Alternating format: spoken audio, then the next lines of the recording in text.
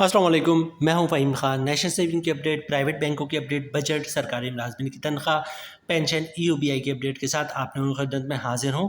Request आप लोग से यही है, अगर आप हमारे चैनल पर नए हैं तो चैनल को सब्सक्राइब कर दें, वीडियो को लाइक कर दें, वीडियो को शेयर कर दें, बेल आइकन को प्रेस कर दें ताकि डेली बेसिस पे जब आप लोग के लिए वीडियोज़ बना रहे हैं, चाहे वो नेशनल सेविंग से रिलेटेड हो, प्राइवेट बैंकों से रिलेटेड हो, बजट हो, सरकारी मुलाजमिन की तनख्वाह हो, पेंशन हो, ईओबीआई हो, वीडियो फर्स्ट ऑफ ऑल आप लोगों को मिले और आप लोग ज़्यादा से ज़्यादा फ़ायदा हासिल कर सकें। आज की जो हमारी वीडियो है कौमी बचत से रिलेटेड है और आज की वीडियो में जिन टॉपिक पे हम बात करेंगे उसमें सबसे नंबर 1 है मॉनेटरी पॉलिसी अनाउंसमेंट 12 सितंबर 2024 की होगी। ठीक है, मॉनेटरी पॉलिसी की कौमी बचत की स्कीमों पे क्या असर पड़ेगा। ठीक है, मॉनेटरी पॉलिसी में शरह सूद में क्या तब्दीली होने वाली, शरह सूद बढ़ने वाला है या कम होने वाला है। ठीक है, कौमी बचत की किन स्कीमों का मुनाफा कम होगा, किन स्कीमों का मुनाफा बढ़ेगा और किन स्कीमों का मुनाफा तब्दील नहीं होगा क्योंकि शरह सूद में तब्दीली होने वाली है। तो ये चार बेसिकली आज का टॉपिक है हमारा।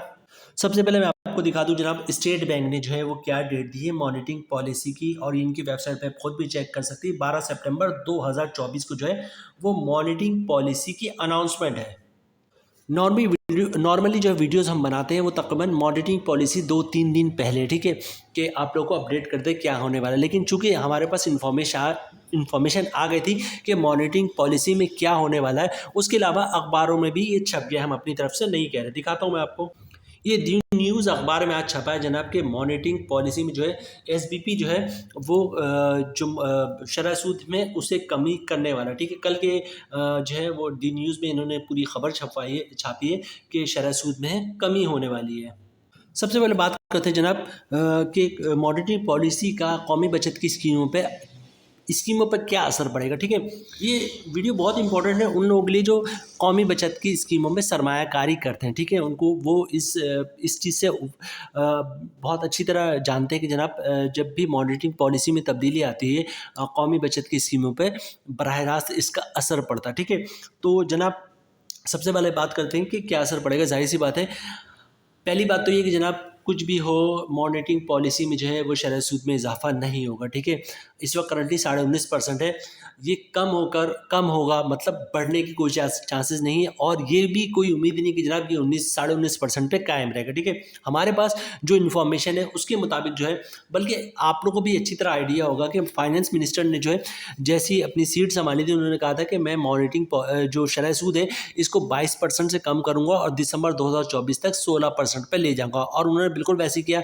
22% से तकरीबन जो है ये 21%, 20.5% पे लेकर आया और फिर 19.5% पे लेकर आ गया। अभी की भी इंफॉर्मेशन यही है, आप न्यूज़ चैनल्स पे भी आपने सुना होगा या फिर गूगल सर्च कर लें, मुख्तलिफ अखबारों में भी छपा है कि तकरीबन 1 से 1.5% का जो है वो कमी होगा, मतलब 18% या 18.5% जो है वो शरह सूद हो जाएगा। अच्छा, चूँकि शरह सूद का ताल्लुक बराह रास्त कौमी बचत की स्कीमों से होता है, एक तरफ इम्पैक्ट ये भी देखिए जनाब, अगर 1.5% की कमी होती शरह सूद में तो आपकी जो रोज़मर्रा की अशिया है ना, अशिया मतलब दाल चावल और मुख्तलिफ चीनी और मुख्तलिफ जो चीज़ें हैं, इन सब में जो है रेट में कमी होगी और वाज़ा कमी होगी। ठीक है, इनका रेट बढ़ने की जो बेसिकली वजह वो यही थी कि शरह सूद में इजाफा हो गया था। तमाम जो भी शुगर मिल्स कंपनी, आटे की कंपनी, कोई भी कंपनी सारे जो है बैंकों के लोन पे काम करती और जहाँ इनको 10,000 रुपये लोन भरना था, जब शरह सूद 22% पे चला गया तो 10,000 की जगह 40,000 लोन भर रहे थे। तो उन्होंने किया क्या, तमाम अशिया की जो है वो प्राइस बढ़ गई। तो जैसे जैसे शरह सूद में कमी होगी, रोज़मर्रा की जो आपकी अशिया है उसमें कमी आएगी। वैसे भी आप देख सकते हैं दालें भी सस्ती आपको दिखेंगी, जो बीच में इतने हाई प्राइस पे चले गए थे, आपको चावल, आटा और तेल, ये सब चीज़ की कीमतों में कमी आई क्योंकि शरह सूद आपका कम हो रहा है। ठीक है, तो जनाब एक तरफ तो ये कि शरह सूद कम होगा तो रोज़मर्रा की जो अशिया है ये सस्ती होंगी। ठीक है, ये तो फैक्ट है, दुनिया जानती है। बहरहाल दूसरी जगह जो लोग सरमायाकार हैं कौमी बचत के, इनके जो है प्रॉफिट रेट में वो कमी होगी क्योंकि जब जब शरह सूद में इजाफा होता है, कौमी बचत हो गया या प्राइवेट बैंक हो गया, इनके अकाउंट के मुनाफे में इजाफा होता है। जैसे जैसे कमी आती है वैसे वैसे जो है मुनाफे में कमी आती है। देख लें 22% जब शरह सूद था तो आपको सर्वा इस्लामी सेविंग अकाउंट में 20.5% का प्रॉफिट मिल रहा था सेविंग अकाउंट में 20.5% का प्रॉफिट मिल रहा था, ठीक है।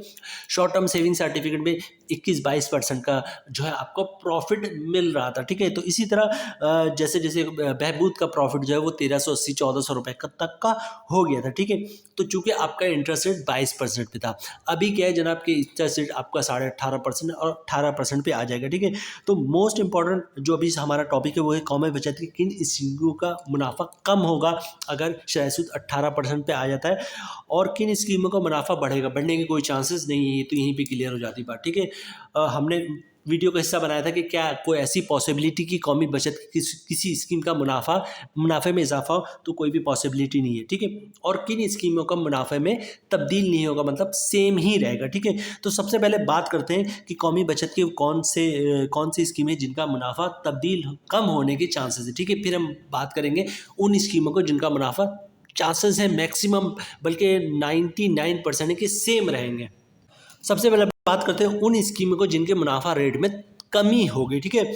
नंबर 1 पे है सीसा सर्वा इस्लामिक सेविंग अकाउंट। इसका इस वक्त करंटली मुनाफा मिल रहा है 19%।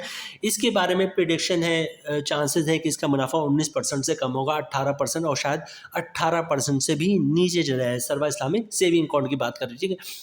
अच्छा, एक मसला भी है कि सर्वा इस्लामिक सेविंग अकाउंट में डिपॉजिट का सिलसिला अभी तक नहीं खुल सका, ठीक है। और अगर इसके प्रॉफिट रेट में मज़ीद कमी आती है तो मैक्सिमम चांसेस है, ज़्यादा चांसेस है कि इसका जो डिपॉजिट का सिलसिला बंद हुआ था वो खुलने के ज़्यादा रोशन इम्कानात हो जाएंगे, मतलब जल्दी खुलने के चांसेस हो जाएंगे, ठीक है। डिपॉजिट का सिलसिला आज न कल तो खुलना ही है, क्योंकि अगर इन्होंने ये स्कीम बंद करनी होती तो अभी तक बंद कर चुके थे। इन्होंने ये स्कीम कंटिन्यू रखनी है, यही वजह है कि अभी तक ये स्कीम बंद नहीं हुई और उस पर डिपॉजिट का सिलसिला भी शुरू होगा, ठीक है। इंशाल्लाह बहुत जल्द शुरू होगा। लेकिन ये कि अगर इंटरेस्ट इसके प्रॉफिट रेट में कमी होगी तो ये जो डिपॉजिट का सिलसिला शुरू होना है ये बहुत जल्द शुरू हो जाएगा, ठीक है। एक तो सीसा है जिसके प्रॉफिट रेट में कमी होने की खबरें हैं कि इसका प्रॉफिट रेट कम होगा। दूसरा सेविंग अकाउंट, ठीक है, जो कन्वेंशनल का सेविंग अकाउंट है जिसपे मुनाफा 19% मिल रहा है, ठीक है। कन्वेंशनल का सेविंग अकाउंट में 19% मुनाफा है, बस एक मसला होता है लोग इसलिए इस पर कम सरमायाकारी करते हैं। अब तो बहुत ज़्यादा करने लगे, पहले बहुत कम करते थे कि इसका मुनाफा साल में एक दफ़ा मिलता है 30 जून को, लेकिन जब से इसका मुनाफा रेट 19%, 20%, 22% तक गया, 20-20.5%, 21% तक गया, तो लोगों ने बड़े पैमाने पे इसमें सरमायाकारी की कि एक साल में एक दफ़ा मुनाफा मिलेगा, लेकिन मिलेगा तो अच्छा। होता ही है कि सेविंग अकाउंट में मुनाफा जो है हर महीने के हिसाब से आपके अकाउंट एक जेल में सेव हो रहा होता है, ठीक है। और जैसे अभी 20% मिल रहा है तो 20% के हिसाब से आपका मुनाफा सेव हो गया, अगले महीने 19% हो गया तो उसका अगले महीने का मुनाफा 19% के हिसाब से आपके अकाउंट में सेव हो गया, और एक साल बाद जो है वो 30 जून के आपके अकाउंट में गिर जाएगा। जिस महीने का मुनाफा 20% था 20% के हिसाब से मिलेगा, जब 19% हुआ तो 19% के हिसाब से मिलेगा, जब 21% होगा तो 21% के हिसाब से मिलेगा। तो ये जब हमने लोगों को बताया सेविंग अकाउंट के बारे में तो लोगों ने बड़े पैमाने में सरमायाकारी की और 30 जून पे अच्छा खासा मुनाफा लोगों ने हासिल किया। तो सेविंग अकाउंट है, इस पर भी चांसेस है कि 18% और शायद 18% से भी इसका मुनाफा कम हो जाए, ठीक है। तीसरी जो स्कीम है जिसका मुनाफा कम होने के चांसेस है, प्रेडिक्शंस है, उम्मीदें हैं, वो है short term saving certificate. Short term saving certificate 3 महीने, 6 महीने और 1 साल के लिए आप ले सकते हैं, और इसके बारे में प्रेडिक्शन है कि इसके मुनाफा भी थोड़ा सा कम होगा, बहुत ज़्यादा कम नहीं होगा लेकिन थोड़ा सा कम होगा, ठीक है। जो चौथी स्कीम है सर्वा इस्लामिक टर्म अकाउंट। इसमें सर्वा इस्लामिक टर्म अकाउंट एक साल, 3 साल और 5 साल के लिए आप ले सकते हैं। इसमें जो 1 साल वाली स्कीम है सर्वा इस्लामिक टर्म अकाउंट 1 साल के लिए जो लेते हैं, जिसका मुनाफा 12 महीने के बाद मिलता है, 1 साल के बाद मिलता है, मैच्योरिटी में मिलता है, उसके बारे में प्रेडिक्शन है कि उसका भी मुनाफा कम होगा। अच्छा, जैसे मैं ऑलरेडी बता चुका हूँ आप लोगों को कि कोई स्कीम हमारे नॉलेज में नहीं है, ना ही कोई इन्फॉर्मेशन ऐसी जिसके मुनाफे में इजाफा होगा, ठीक है। हाँ, कुछ स्कीमें ऐसी हैं कौमी बचत की जिसके बारे में प्रेडिक्शन है कि इसका मुनाफा तब्दील होने के 90% चांसेस नहीं है, मुनाफा सेम रहने के चांसेस है, ठीक है। उसमें जो नंबर 1 स्कीम है वो बहबूद सेविंग सर्टिफिकेट। बहबूद सेविंग सर्टिफिकेट के मुनाफे के बारे में ये प्रेडिक्शन है, ये इन्फॉर्मेशन है कि इसका मुनाफा शायद तब्दील ना हो। 90% चांसेस है कि बहबूद का मुनाफा तब्दील ना हो, क्योंकि ऑलरेडी बहबूद का मुनाफा, हम तो हर वीडियो में कहते हैं बहबूद का मुनाफा 19.5% जो है वो शरह सूद है, तो उस लिहाज से बहबूद का जो मंथली मुनाफा है तकरीबन 1800 से लेकर 2000 के दरमियान हो, बल्कि 17.5 से 18.5 1900 रुपये के दरमियान होना चाहिए, ठीक है। जो अभी 1280 रुपये के हिसाब से है।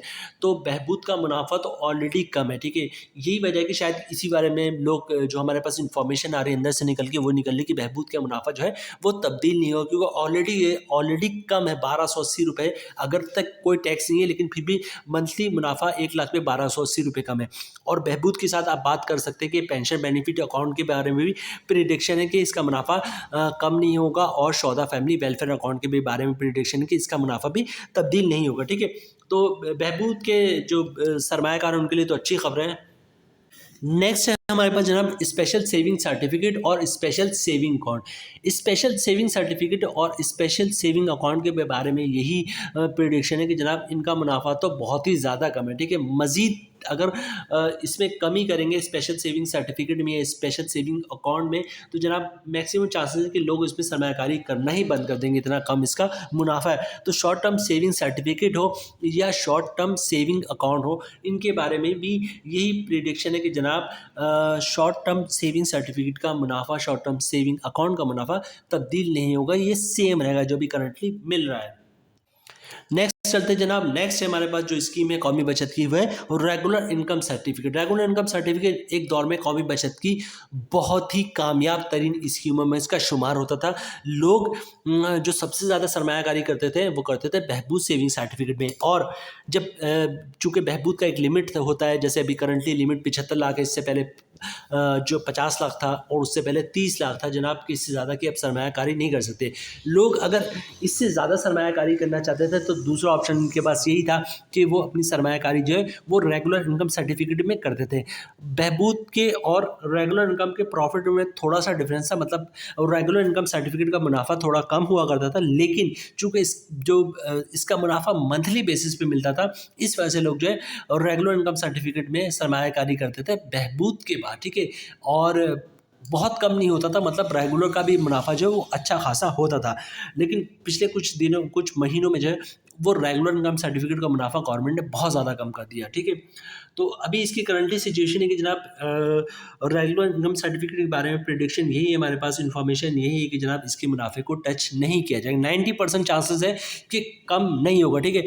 अब गवर्नमेंट है या फाइनेंस मिनिस्टर है, या अगर ये चाहें तो जनाब इसको क्या कहें, हठधर्मी कहें कि जनाब एक तो ऑलरेडी मुनाफा कम है और फिर जो है बहबूद का मजीद जो है आप मुनाफा कम कर रहे हैं। इन्फॉर्मेशन तो यही कि जनाब कि इन स्कीमों का मुनाफा तब्दील नहीं होगा, लेकिन अगर गवर्नमेंट कर दे तो फिर मतलब कोई कुछ नहीं कर सकता। लेकिन जो प्रेडिक्शन है, जो इन्फॉर्मेशन आई वो यही है।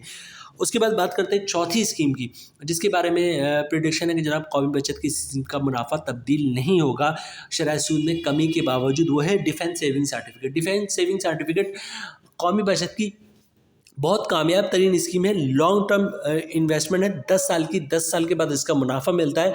और जो सरमायाकार होते हैं जनाब, जो बड़े सरमायाकार हैं, वो डिफेंस सेविंग सर्टिफिकेट में सरमायाकारी लाजमी करते हैं। जो पुराने सरमायाकार हैं या बड़े सरमायाकार हैं, वो डिफेंस सेविंग सर्टिफिकेट में 100% जो है वो सरमाया करते ही करते हैं। मतलब अगर 50 लाख की वो सरमायाकारी कर रहे हैं तो उसमें से 20-30 लाख रुपए की जो सरमायाकारी वो डिफेंस सेविंग सर्टिफिकेट में ज़रूर करेंगे। तो डिफेंस सेविंग सर्टिफिकेट का जो इस वक्त मुनाफा है वो 257% है, ठीक है। मतलब क्या हुआ कि अगर आपने 10 लाख रुपए रखवाया है डिफेंस सेविंग सर्टिफिकेट में, तो 10 साल के बाद उस 10 लाख पे 25,70,000 रुपये का मुनाफा मिलेगा और 10 लाख रुपए आपका अपना वापस मिलेगा। मतलब 10 लाख रुपए 10 साल के बाद आपके हो जाएंगे 35,70,000 रुपये, ठीक है। और जो टैक्स का सिलसिला 15% फाइल है, नॉन फाइल है 35% वो कटेगा। कुछ अर्से पहले, आज से 2-4-6 महीने पहले की बात है कि जनाब ये जो 257% जो है प्रॉफिट मिल रहा है डिफेंस सेविंग सर्टिफिकेट का, वो 400% होता था। मतलब अगर आपने 10 लाख रुपए की सरमायाकारी की है तो 10 साल के बाद वो 50 लाख रुपए हो जाएगी, ठीक है। लेकिन उसके बाद जो है मुसलसल जो है डिफेंस सेविंग सर्टिफिकेट का मुनाफा भी कम हुआ और अभी 257% पर आ गया है। इसके बारे में भी इंफॉर्मेशन यही कि जनाब शरह सूद में कमी के बावजूद जो है वो डिफेंस सेविंग सर्टिफिकेट के मुनाफे में कमी नहीं होगी। तो जनाब ये थी आज की हमारी वीडियो। मॉनिटरिंग पॉलिसी सर पर है। वीडियो हमने जल्दी आप लोगों के साथ इसलिए शेयर कर दी कि इन्फॉर्मेशन आ गई थी। जो भी सरमायाकार है जनाब, उन्हें जिस तरह भी मैनेज करना है अपने पोर्टफोलियो को, या फिर अपने जो भी उनके पास सरमाया है उसको किस तरह किन स्कीमों में इन्वेस्ट करना है, वो ये 10 दिन है, बल्कि 10 दिन भी नहीं है, 2 दिन तो सैटरडे संडे में गुजर जाएगा। तो जो 1 हफ्ता 10 दिन है उनके पास, उनको जिस तरह अपने पोर्टफोलियो को या फिर अपने सरमाया को जिस स्कीमों में मैनेज करना है वो कर लें, क्योंकि अभी तक की इन्फॉर्मेशन थी कि किन स्कीमों का मुनाफा सेम रहेगा, किन में कमी होगी। आप सरमायाकार अपने तौर पे देख लें। अभी तक की इन्फॉर्मेशन यही थी। अगर कोई मजीद अपडेट आती कि जनाब कुछ और होने वाला, तो हम ज़रूर आपको अपडेट करेंगे। उम्मीद है वीडियो आप लोगों को पसंद आई होगी। रिक्वेस्ट आप लोग से यही है, अगर आप हमारे चैनल पर नए हैं तो चैनल को सब्सक्राइब कर दें, वीडियो को लाइक कर दें, वीडियो को शेयर कर दें, बेल आइकन को प्रेस कर दें, ताकि डेली बेसिस पे जब हम आप लोग की वीडियोस बना रहे हैं, चाहे वो नेशनल सेविंग से रिलेटेड हो, प्राइवेट बैंकों से रिलेटेड हो, बजट हो, सरकारी मुलाजिम की तनख्वाह, पेंशन, EOBI हो, वीडियो फर्स्ट ऑफ ऑल आप लोग को मिले और आप लोग ज़्यादा से ज़्यादा फ़ायदा हासिल कर सकें। मिलते हैं नेक्स्ट वीडियो में इंशाल्लाह, तब तक के लिए अल्लाह हाफिज़।